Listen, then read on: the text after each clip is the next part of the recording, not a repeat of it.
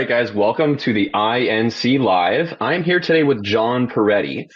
John is a bit of a mythical character in the world of MMA and UFC. Tell me if I get this wrong, John. I'm going to do my best here, but you are credited with being one of the initial UFC commentators, matchmakers, the man who is behind the invention and utilization of weight classes in mixed martial arts fighting. And I believe you're also credited with kind of the technology behind the gloves, if I'm not mistaken. And I'm sure I'm forgetting a lot of other things. Um, how was that for an intro? So Julian, so far so good. Should I add anything? Well, I don't know where you want to go with this interview, so I'm just making notes because of what you said. So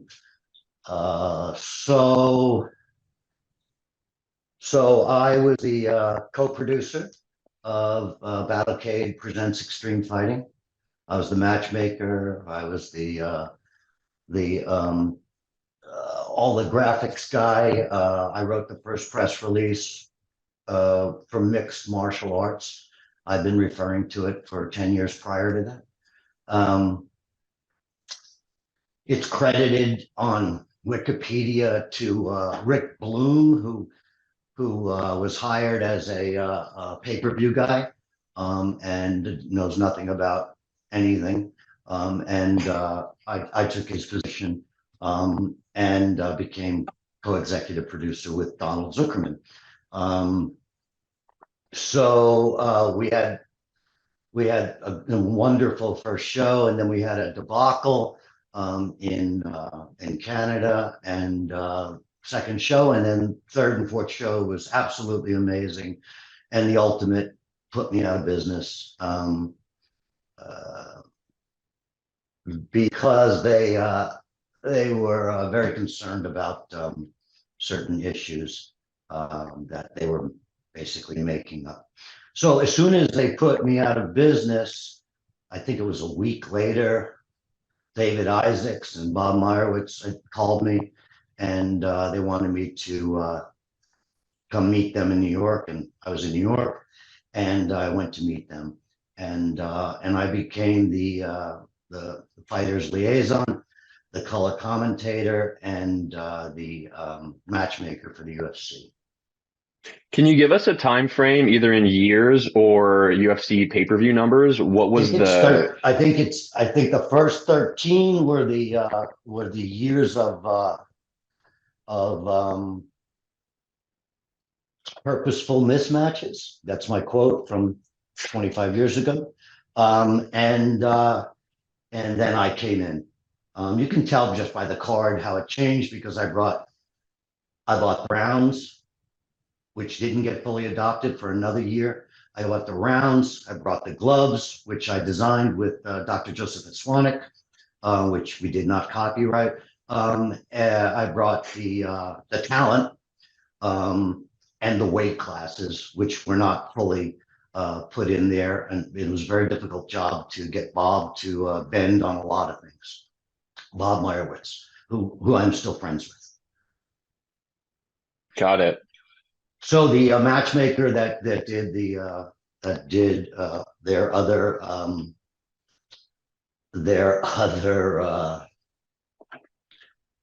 infomercial of 13 episodes. Basically, my cousin in his pajamas can beat up a bunch of bodybuilders. That disappeared immediately when I walked through the door. Right. Yeah, I was going to ask you about that. So you were not around for when it was, a 350-pound man versus a regular size man. That was not your era, right?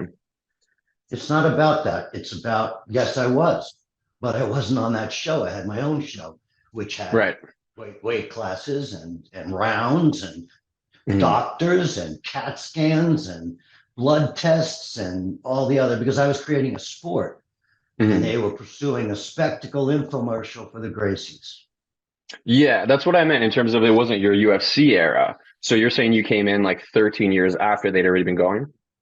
13 episodes, right? Episodes, right. Okay, I'm mixing up my timelines here. So you were very early. So by UFC 13.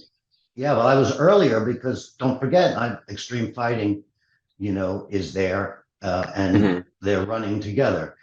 That's how it went. Yeah, no, I knew you were right at the start, so I was trying to understand the whole timeline there. And I'm more of a casual fan, by the way. I'm no historian at all, so I'm going to be asking you kind of the more So casual that's fine. approach. And so how did Julian, how'd you get this position?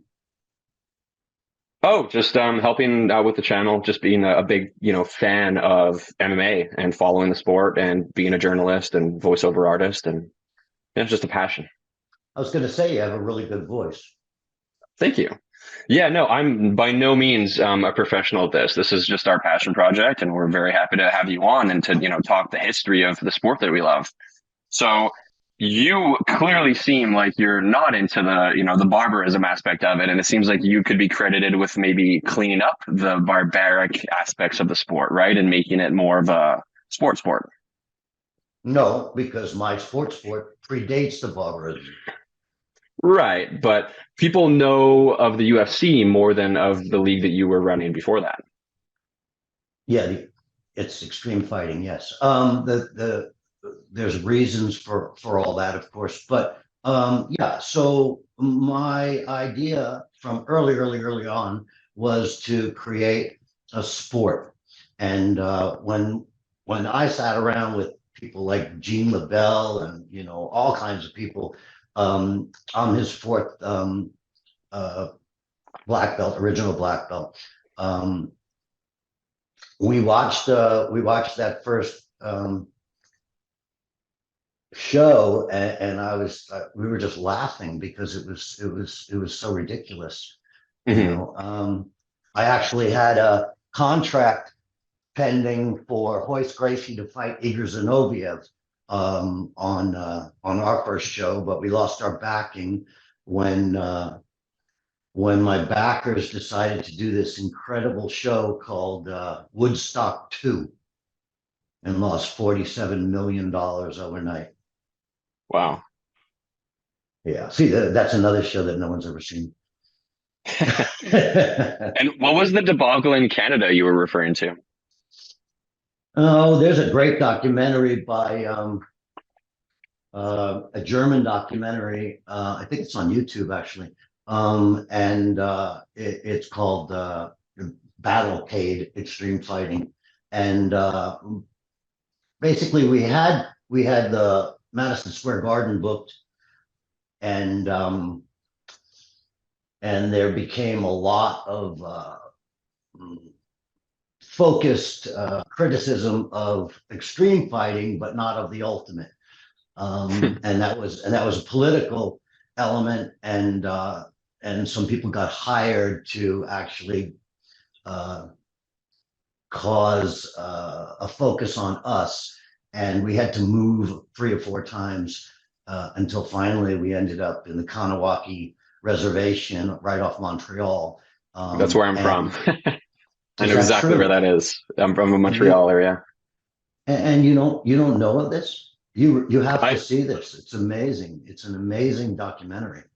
I'll check it out. We do. There still are Tommy, fighting events in Kanawaki and some of the other reservations in Quebec, so it's Mike, still going on. Mike Thomas and I were involved in that.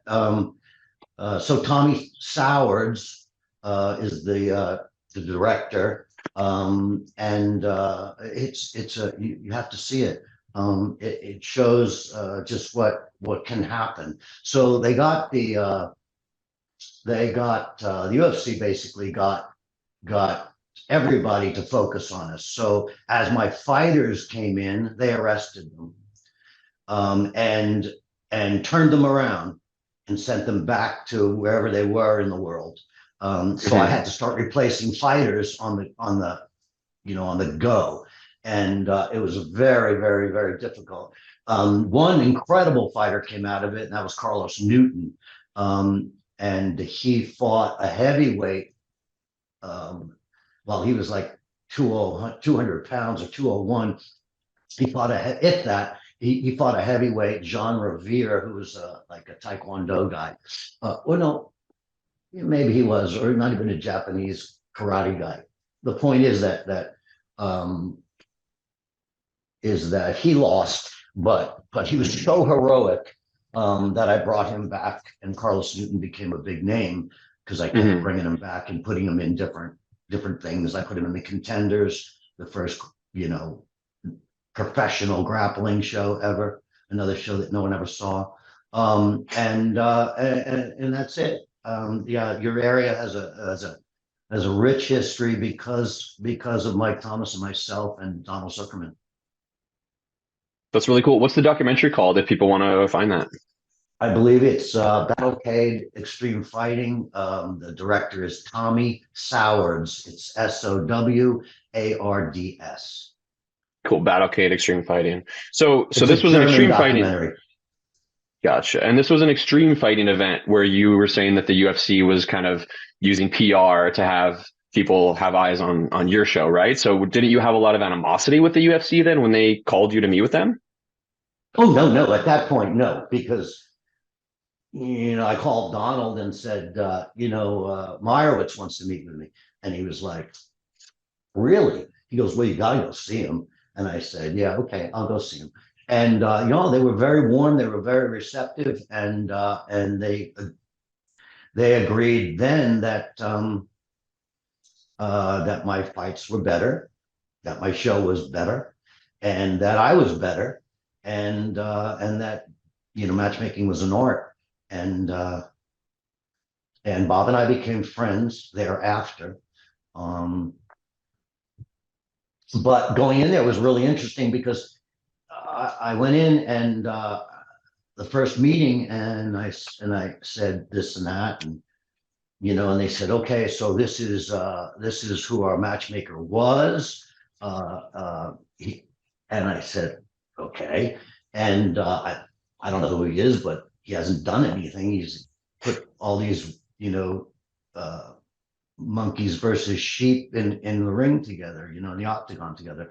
Hmm. So I was confused, and they said, well, here's all these tapes and this and that and this, and these are all the contacts. And so I said, I need a week. So I went back to my office in the Hamptons, and I went, okay, let me sit down, start answering phone calls and making phone calls and saying people were sending me stuff. And basically what I found out was that um,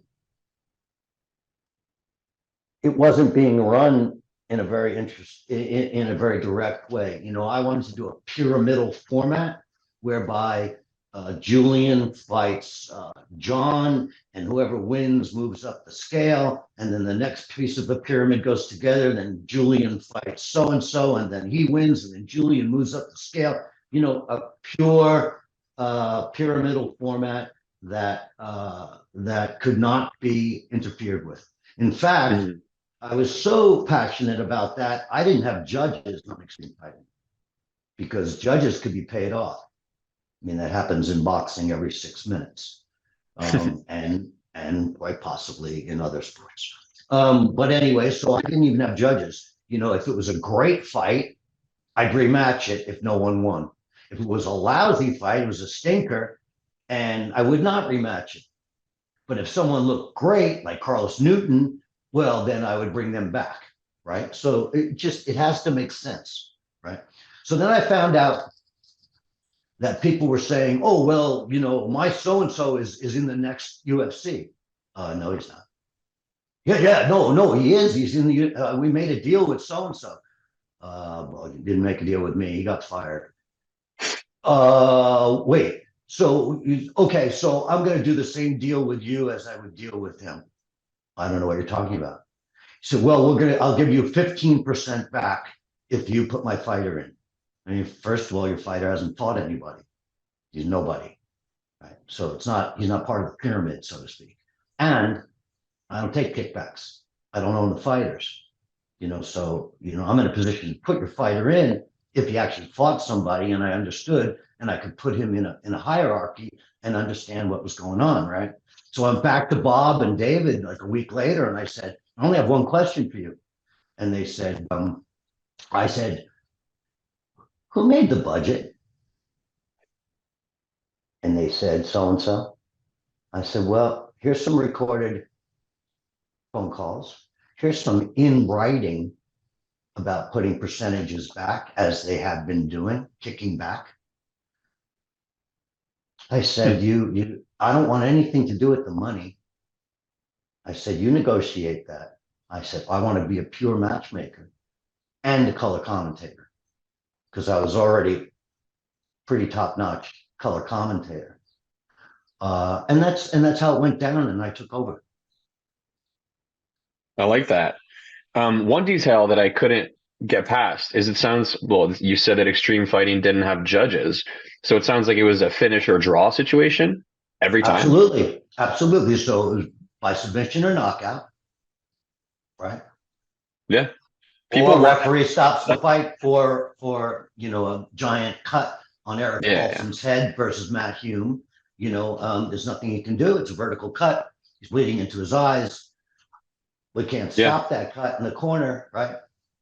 Yeah. No, I mean, there's so many fights these days where the fifth round ends and no one knows who won, and it comes down to who do you give, these couple rounds to, and it's tough. It's sometimes there's these main events that they finish, and I feel like nothing happened. Like I don't know who won, even though someone was given the belt. I don't agree that someone won that fight. Dana doesn't want to do a rematch. I think there could be some like massive improvements with the sport overall. It's definitely an interesting discussion, right? I mean, you're talking about the pyramid. That's not at all what we have today. That's for sure.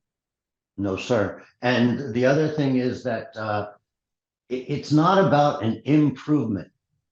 It's about a devolvement that occurred. Right. You moved away from an organized, structure. Yeah. And, I said 20 years ago when I turned the job down, I said, I listened and listened and listened. And I went, yeah, we want to make it like the WWE. I'm like, what do you mean? And they said, there's a quote. And he said, well, we're going to own all the fighters. And my response was, and it's a big quote, it's been airbrushed out a bunch of times, but if you own the fighters, you own the results. Yeah, I like that. And it's a truism. Yeah. Yeah, it's weird. I mean, we're kind of skipping forward here, but what are your thoughts on where things are in 2024 now with the sport as a whole? Maybe not even just the UFC, although it's kind of UFC, PFL, and I don't know what else there is these days that people watch. The point that is so relevant to me is that you have a giant organization that spent millions and millions and millions and millions of dollars and promoting and dumping money and whatever you want to look at the money chain and how it came and where it went and the Fertitas and so on and so forth. And I think it was like someone sent me a clip about 5 years ago, and it was top 100 UFC fights minus Frank Shamrock. And 50 were still mine. Now, I worked on a shoestring budget. I traveled on my nickel and went all over the world and found people and I think it's pretty pathetic that some of the greatest fights, half of them then, were still mine. I think it's a statement in itself that what Meyerowitz said, is that it's an art. Mm-hmm. I mean, besides the obvious of money and undeserving fights or whatever you want to call it, what do you think the problems are with modern matchmaking? Well, you have a history of someone who is under the auspices of a dictator, and therefore they have to do what they have to do. I never have met Dana White, right? He was just some peon fan. No offense intended, Julian. That's okay. He was just some fan who had very, very powerful friends. When I was buying the Ultimate and in contract for it, with some wealthy people and Donald Zuckerman with Bob Meyerowitz. I think we put 200 grand down. And Bob had no intention of selling it to me, even though I thought for a week that within the next week it was going to be mine. I'd be running things. So I started already picking out who I was firing, get all these little, ass lickers, of small stature, to disappear, and keep people tight to me that, whether they liked me or not was irrelevant, but that they were going to do their job. So you were almost going to purchase the UFC. What year was that in? It was that was my last year. That's right before Bob decided to go behind me and Donald, and sell it to the Fertittas. So the Fertittas buying it is when you left. Is that what I'm understanding? I was working on Gangs of New York, and I was in Italy and got a phone call from a representative. I still don't know who I was speaking to, but they talked to me about, that I would come aboard and that I would move to Vegas and that I would do such and such. And we talked for about an hour, I believe. And at the end of the conversation, I realized that they were going to use my good name, and that all that I had done in creating this sport, and my sweat and blood, and make matches that were dubious. Mm-hmm. And I said, no, I'm not doing it. Give it to that little midget guy. He wants my fucking job. I forgot his name. I think I know who you're talking about. Black hair, right? I'm blanking. Joe Silva. Is it Joe Silva? Yeah, Joe Silva. So I said, not too casual, right? Not too casual. He wants my job. So he got my job, and millions and millions and millions and millions and millions of dollars. Yeah. Yeah, he was a fan too, right? I vaguely remember his story of he was just some fan. It seems like a lot of the matchmakers now are just fans. He was a gopher. A gopher? But yeah, a gopher. He was like, go get coffee, go get this, go get that. That's what he was. But he had Meyerowitz's ear, and he was very social. Mm-hmm. And that's back to your other question is the problem. Immediately the problem was apparent because they couldn't make matches anymore. It was like, let's get the Iceman to fight some fucking dolt. It was ridiculous.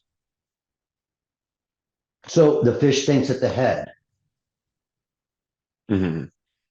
And I'm not saying that they didn't accomplish this miraculous thing, but they had all the backing and all the power, and they owned Vegas, and they owned boxing, and boxing was the thing that was in front of me that was so difficult. Dan Duva became a partner of mine, and Donald, in Extreme Fighting, and was going to have 50%, and died the next week.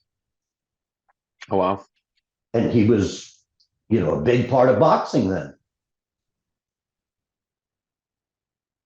So then, fast forwarding to today, what do you think about? Did you keep up with what the UFC events are and how the matchmaking works? I keep up with the numbers, that's for sure. It's 785 UFCs or whatever. The point is that for me,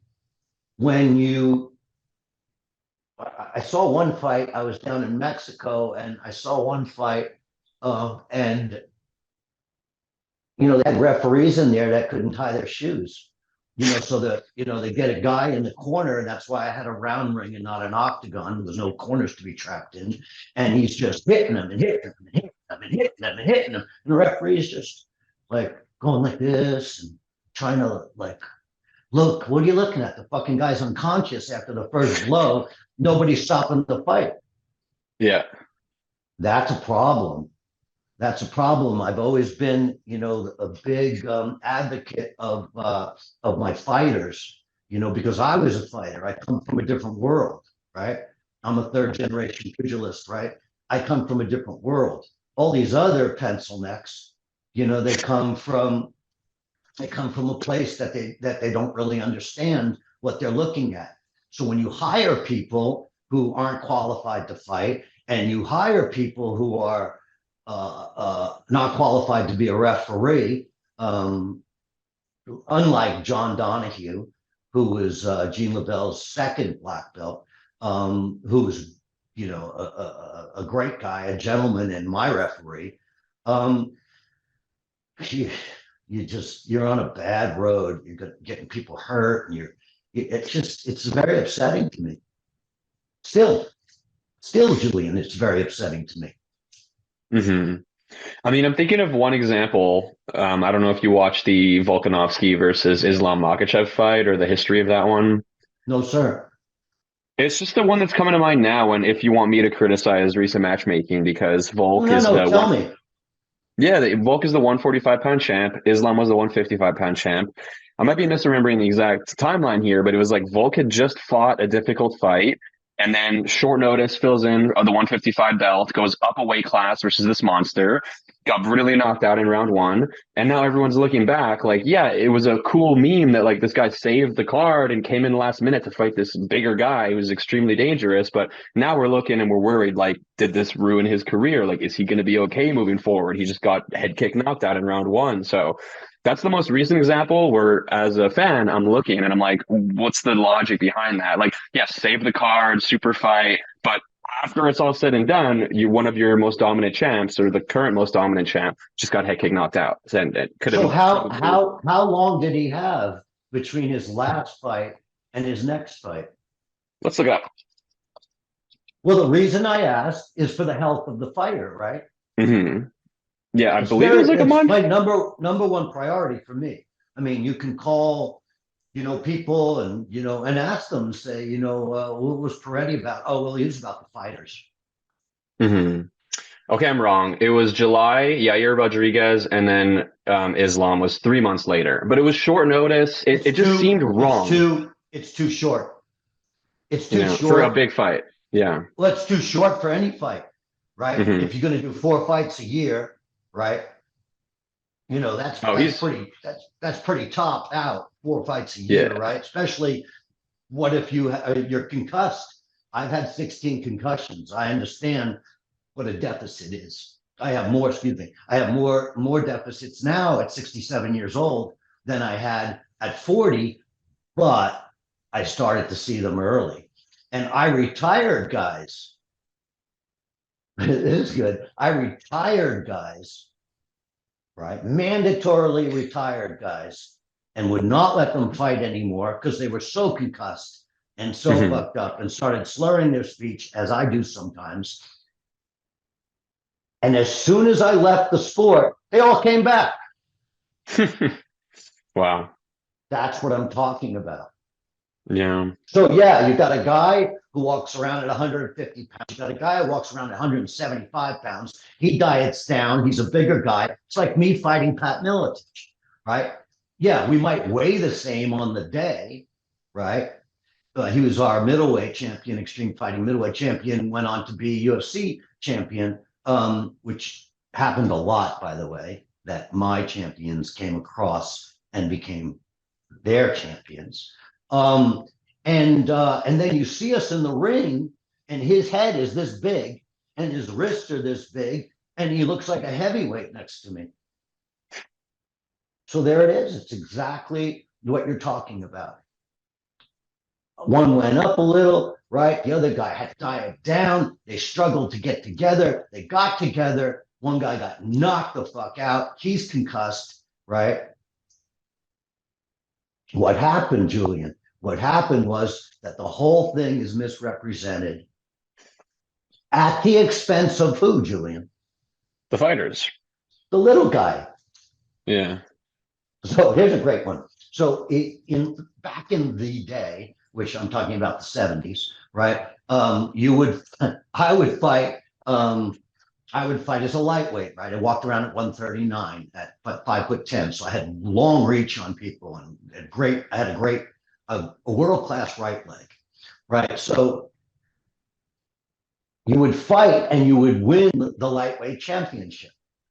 And the gift you would get is to fight the heavyweight to win the grand championship. Well, I had never won a grand championship because I always got knocked the fuck out fighting the heavyweight. It was ridiculous. So weight classes for me were on my mind back in 77. Mm-hmm. See what I'm saying? I have a question. I have a question about weight classes, and you're the best person to ask about it. And I I support it. I get the logic of it. I was just curious, has there any been more thought in terms of, you mentioned like you're tall and lanky and lighter weight. Is there any, was there ever any consideration of any other factors besides weight? Because sometimes weight feels a little bit narrow, like there could potentially be other factors, but it'd be very complicated to have a system other than weight, like a standardized system. But I was wondering, was there ever any other thought about other aspects? Well, could you be a little more vague? It could be reach, it could be height, it could be, I mean, this sounds silly, but bone density, like in terms of other measurable things that would distinguish someone having an advantage or disadvantage over someone other than weight. No, and negative. No, no, I would never consider any of those other things. It would get complicated, right? As I said, well, I think it would be irrelevant. The point I'm making is that at 5'10", and I have a reach like an orangutan. In fact, I think mine was the same as Maurice Smith's, and he's a legitimate heavyweight. So I was short waisted. I had long arms, incredibly long legs. I have a 35-inch inseam. So basically, I had a tremendous advantage over the shorter slaughter guy. Although they hit harder, right? Although they were more compact, they were harder to hit. They could control themselves better, and I was more gangly, right? But I'm an ectomorphic, right? And they are mesomorphic, right? So the point I'm trying to make,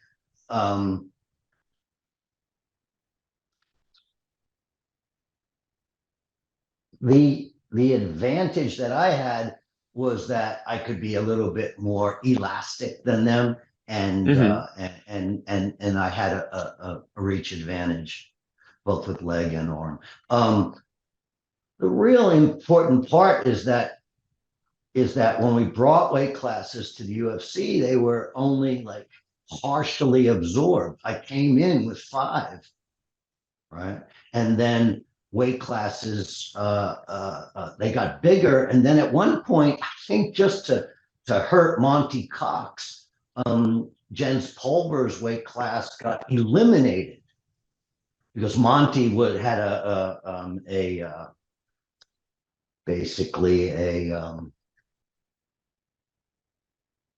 good foothold on all weight classes with Miletich and everybody else over at where they were in Iowa, right? So I think they disliked Monty enough to get rid of Jen Pulver's weight class. Yeah, so you'd be a proponent of more weight classes, right? The more the better, in theory. Well, I started with 5, then I wanted a women's division, and Bob didn't want anything to do with that. He didn't want to touch that. And I wanted 5 in a women's division. Again, I was not listened to as much as I would have liked to be listened to. And only Bob can answer those questions, why that would happen. And I believe he's writing an autobiography, so that'll be interesting. So you would have been 20 years ahead of women's MMA then, it sounds like, if I'm getting the timeline right. Easy. That's crazy. And also, if you think about, Julian, that we were already so far advanced in extreme fighting that it had to go down, down, down, down, down, and devolve to try to come back up again until what's his name, Dana White, decides that he invented everything and gets selective amnesia, and starts to take me out of the videos and take me out of the photographs and airbrush me out, which is exactly what occurred. Yeah, well, I think that's your main grievance now with how things have played out historically, right? Well, when it's not a grievance, what will happen when I die is that it will die with me, and I think that's tragic that someone would have a hierarchy. I mean, really,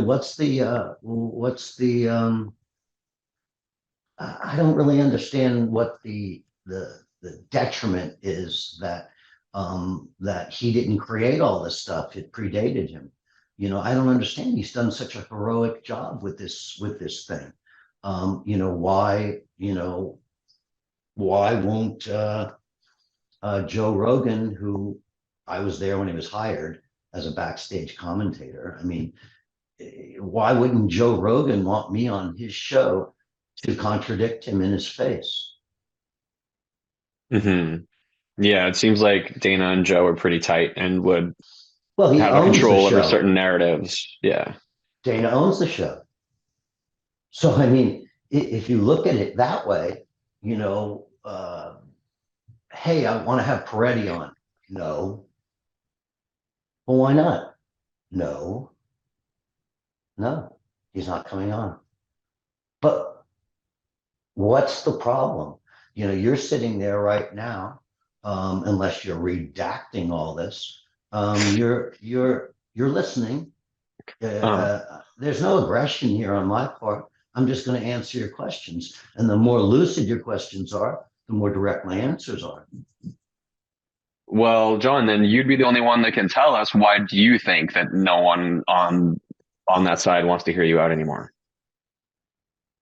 Well, they never wanted to hear me because somebody came in and took my spot, and then their commentators, were just, their color work was pitiful, and it just, the point I'm trying to make is that I'm really not a threat unless you are trying to cover up things, and then the truth hurts, and that's all I can say about it, because you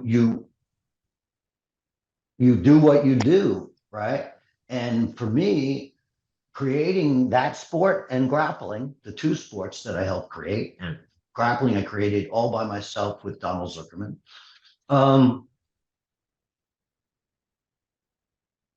Those were my passions. Not that I don't have other passions, not that I haven't done other things, not that I wasn't a college professor for 10 years, not that I'm not a sheriff's deputy. You have to understand that for me, it has to be truthful. And it's not. hmm But I mean, what do you think caused that? Is it that people just want to take credit for stuff? I can only speak about myself. I can't answer that question because I have no hmm fucking idea what people are thinking or contriving. Um, for me, as a police officer, people lie to me all day long. I mean, that's hmm my job, to deal with people that lie to me all day long. hmm I Well, can't understand their motivation. What do you think, Julian? that's what I'm trying to get to. I'm curious. I mean, I did do some research on you, and we did kind of skip over the end of the timeline. But from my understanding, it's always been said that you were the one that walked away from MMA. But after talking to you for a while, I'm a little unsure of how it all ended, and it seems like there might have been some kind of animosity or some pushing out or erasure or whatever you want to call it. Well, I wasn't, it's not like I was hired from another organization to become a color commentator. I wasn't asked to be a matchmaker anywhere. In fact, I think Meyerowitz called somebody who was running their show and said, you should get Perretti as your matchmaker. But that didn't happen. And, Matt Hume didn't fly me out to Abu Dhabi after Abu Dhabi decided that they started grappling, the history of grappling, in the world. And really the Contenders, my show, started the first professional grappling show. See, the point is that people like to take credit for things, but you know, Dana White is carnivorous like that. He seems to, control everything. He looks like, well, to me, he looks like he's, eaten most organizations in the world right now. Yeah. Yeah, I alluded to it earlier that I don't really know what other organizations there are. I mean, one championship seems to have fizzled. PFL is the only one that's making moves and doing interesting stuff that I can see. So Well, it's you have that, that collision, it's kind of like football, it's a collision sport, right? You have that collision, but that his mouth is so big, he can eat other organizations, he can eat anything that stands in his way. What he can't eat is my voice, because I predate him, but he can control my voice by not allowing it to be on the air. I get that. So for your legacy, wouldn't you want to be more involved with the UFC now, or more involved historically at least, given credit wise? Well, as Frank Shamrock says, why, poor Frank Shamrock is easily the greatest middleweight champion, in the toughest division ever. The middleweight division in those days, from Extreme Fighting to UFC. We just want to be recognized for what occurred, and make people understand that, that how it's described to them is dubious at best, and that they really don't understand their history. That's why I think it's amazing, that you and I are talking, and we're discussing things that you don't know, and I think it's illuminating. I'll tell you right now that I offer to debate anyone, anyone. I'll debate anyone because I was there. About a year ago, Rickson Gracie decided that he invented the mixed martial arts glove. Here's a guy that I couldn't match. I know him a long time, right? I couldn't match him, right? Didn't want to fight anybody. Hasn't fought anybody. Couldn't break an egg. And now he's claiming to invent the mixed martial arts glove. Well, I don't understand. When Dr. Swanik and I are sewing and measuring and weighing 5 weight classes of gloves, right? Because they had to be within the realm of the weight, right?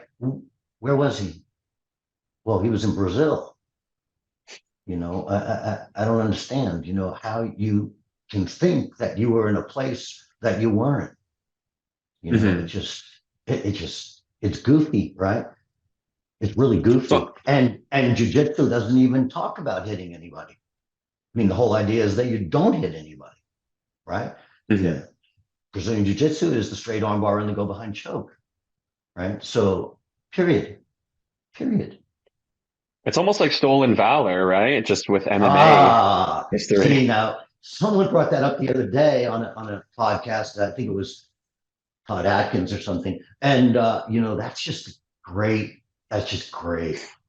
See, because I'm like the guy, the Navy SEAL that you call up and ask who somebody is. Like, I get calls like once a month. You go, hey John, I'm in a bar with so and so. You know who he is? No. Well, he said he fought on such and such. No, he didn't. No. Well, we'll put him on the phone. No, he's leaving. Yeah, of course he's leaving. That's me. I'm that guy. Yeah. You understand? So yeah. So first of all, you don't know what I'm going to say, right? Because I don't know what you're going to ask. So I don't know what I'm going to say, right? Because in all honesty, we're in the present, right? So I don't know what you're going to say, but whatever you're going to say, I'm going to answer you honestly. And if I don't know the answer, Julian, I'm going to tell you, oh shit, I don't know anything about that. So what I'm getting from talking to you now, and the only question that I would want to ask at this point is, for you, what would you want to do or for something to happen for your legacy? What are your goals? What would be the ultimate legacy for you? No pun intended. The ultimate legacy. Your joke. Sorry, the epic legacy. Yeah, I actually I don't need it. I've done so much in my life, and I continue to do things, and you know, uh, maybe a few more people to read my memoirs, "The Origin of a Species" and the Mixed Martial Arts. Been out since 2019. I just think that if you love this sport, right, and you want to do it justice, you have to understand where it comes from.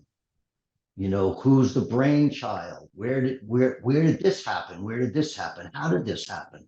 Because people will, you know, do what you just described.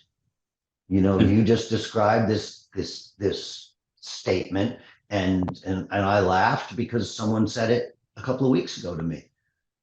And for me, I don't like to look back. I like to keep moving forward. I like to keep doing things that I've never done, and I like to do it on a really high level. And I'm not embarrassed about what I did. I'm not embarrassed about turning down millions and millions and millions and millions of dollars in a job, that was done, I think, really poorly after I left. So then, beyond anything you left behind, what are you doing now in the world of mixed martial arts for any Uh, legacy? uh, well, I'm still training people. I just finished training the academy graduates at Gus George. I'm still on the mat, and I mean, I've been on the mat since I'm 17. So it's 50 solid years on the mat, and I'm still teaching Wing Chun. And I have a client coming over here in Houston uh, in another hour. So I'm really content, but I'll debate anybody. I gotcha. You got to be aware of that kind of thing, because you weren't there. Not you, Julian, but you weren't there, right? So you have no fucking idea what you're talking about. If No, you're right.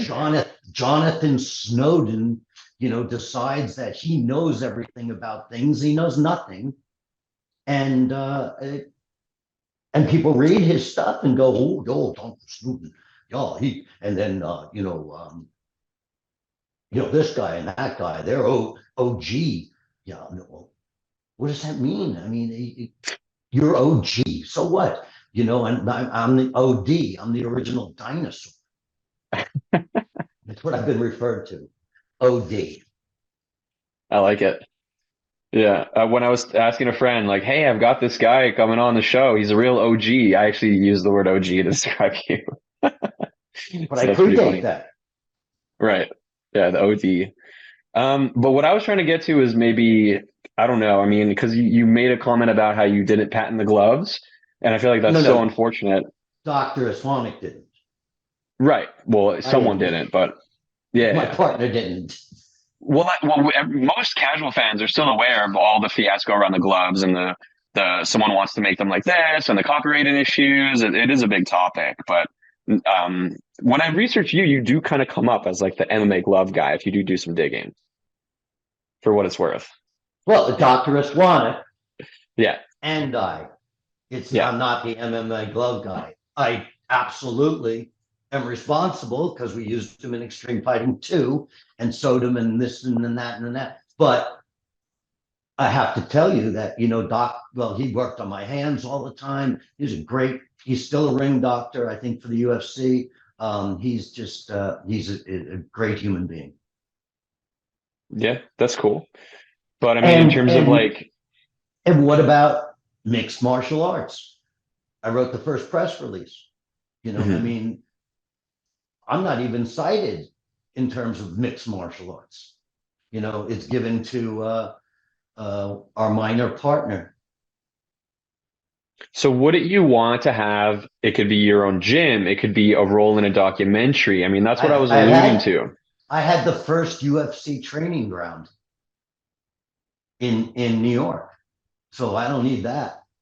No one talks about that. I don't need any gyms. I mean, I opened my first gym in 1983, Madison Avenue Muscle in New York City. Second one in 1985 in Pistoia, Italy. I just it's not what I need. What I would like is to keep talking about this stuff, and because I just found out that James Wormy, who ran the UFC for Bob, is now going to do a podcast. Now, here's a guy who knows all about the inner sanctum. So we were there together. We worked there. We worked together for what, 5 years, you know, but he has the whole other side of the story. And he's a real articulate guy and very nice guy. And he was fired when he went over to the Fertitta's UFC Mhm. Wow. immediately. Well, as soon as you said, I just want to talk, my mind went to podcast. What about going on this guy's podcast or having your own podcast? I don't know if I will definitely, if invited, go on Wormy podcast, sure. But I don't really, where I would really like to be sitting is talking to Joe Rogan. And I think Gotcha. the fans really would like to hear me speak to Joe Rogan. I think that would be cool. I think it would start with if you had more of an online presence. Because when I look you up, there's only like 11-year-old videos. And if you were Mhm. there putting your name out there today and talking about the Rogan thing, I think you might have a shot. So I think that'd be really cool in terms of legacy I and don't, stuff like that. I don't think I have a shot, but I did 4 videos in the last I'm trying month. to be positive. Yeah. You are being positive, Julian. You are. Yeah. You I know, mean, I you think got a it's better, everyone's and you got a dream. better voice than me. That's for sure. Oh, you have a good voice. I think it's everyone's dream to be on Rogan that wants to promote themselves and get their story out there. So it's realistically speaking, it's hard to get on there. Everyone wants to be on that show, but you are a former MMA guy. You have a story to tell. You're a good speaker. It's We totally hired, realistic to me. we hired him. You hired him. Yeah, I don't know. I mean, I really wish you the best of luck with that. I'm kind of running out of questions here, but can I give you the floor? Was there anything else you want to talk about? Oh, no. I'm just happy to be here, and I appreciate your time, and I thank you. If you do come up with questions, or if someone else would like to come on with me and ask questions, you know, I would love to come back. Yeah, I'm a regretful journalist where then like an hour later, I'm like, I should have asked that. Oh, I could have asked that. So maybe we'll meet again. I'll think Put about your some put your questions. questions together and see if you get people who actually are watching this and go, oh my God. Beautiful. Well, hey, thank you so much for taking the time, John. It was great speaking to you, and I'll email you shortly and we'll be in touch. Terrific. Nice to meet you, Julian. Take care. Have a great week or weekend. Thank you.